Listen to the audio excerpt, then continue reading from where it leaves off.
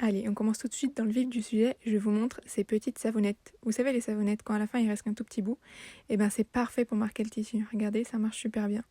J'ai aussi ces stylos la friction qui marchent bien sur le tissu et qui s'effacent à la chaleur. Un petit coup de fer à repasser et c'est parti.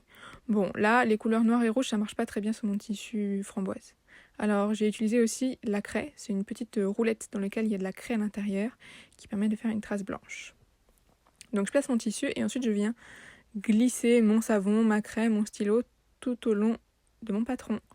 Regardez, c'est assez clair.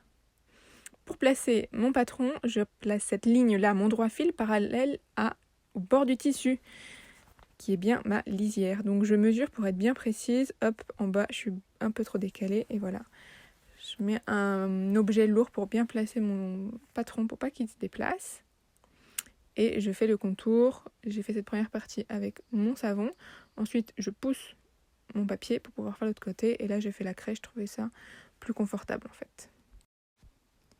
La petite astuce pour bien couper mon tissu.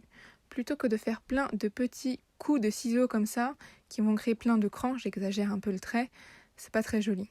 Alors je prends plutôt mes ciseaux, je les ouvre en grand et je coupe doucement en passant sur mon trait.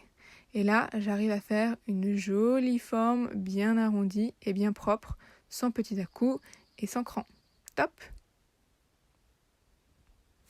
C'est parti pour la découpe. Là, j'hésite pas à déplacer mon tissu pour ne pas casser mon poignet et pour que ça reste le plus confortable.